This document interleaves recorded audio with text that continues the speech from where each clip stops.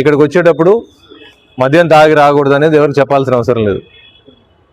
మద్యం తాగి అతను వచ్చాడని చెప్పి అనుమానంతో మేము ఆల్కహాల్ టెస్ట్ చేయడం జరిగింది. ఆల్కహాల్లో 27 mg అతనికి మోతాదు దాంట్లో రావడం జరిగింది.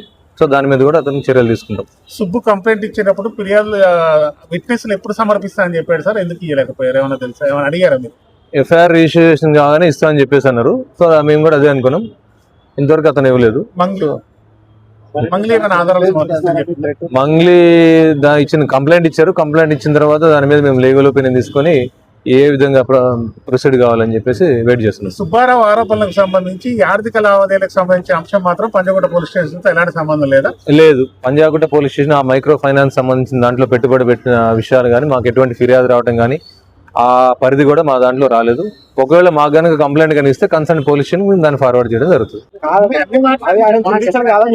అన్ని కావాలని అడిగారు సార్. మీరు సుబ్బు ఫిర్యాదు మీద ఎలాంటి చర్యలు తీసుకున్నారు, మంగ్లీ ఫిర్యాదు మీద ఎలాంటి చర్యలు తీసుకున్నారు? ఇప్పటి వరకు జరిగింది ఏంటి? ఎవరైనా ఎవిడెన్స్ సమర్పించారా?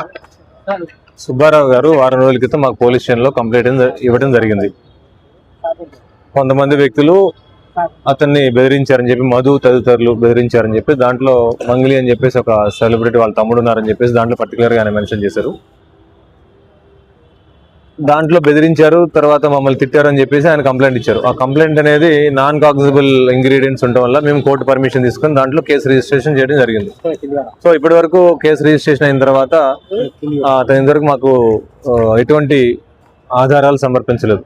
దాంట్లో ఎవరెవరు ఆయన బెదిరించిన టైంలో ఉన్నటువంటి సాక్షులు కూడా ఎవరిని ప్రొడ్యూస్ చేయలేదు. దానికి సంబంధించి మేము కూడా మార్నింగ్ నుంచి కాల్ చేసాం. ఫోన్ కాల్స్కి అతను స్పందించలేదు. కాకపోతే నిన్న మంగ్లీ గారు నిన్న వచ్చి కంప్లైంట్ ఇవ్వడం జరిగింది. సత్యావతి మంగ్లీ ఆ కంప్లైంట్ ఇచ్చిన దాని ప్రకారం కూడా మేము కంప్లైంట్ తీసుకొని దాని మీద లీగల్ ఒపీనియన్ కోసం పెట్టామది. సాటర్డే భయభ్రాంతులు గురి చేయడం కాదు, పోలీస్ స్టేషన్ అనేది పబ్లిక్ ప్లేస్. ఇక్కడికి ఒక డిసిప్లిన్గా రావాల్సి ఉంటుంది. ఎక్కడైనా సరే పబ్లిక్ ప్లేస్ ఎక్కడైనా కూడా వేరే ఫిర్యాదుదారులు ఉంటారు, చాలా మంది ఇక్కడికి వస్తారు. కాబట్టి ఇక్కడ ఒక పద్ధతిగా రావడం జరుగుతుంది. మోర్ ఓవర్ ఇక్కడ అంతా పోలీస్ స్టేషన్ అనేది ఒక ఇంపార్టెంట్ ప్లేస్.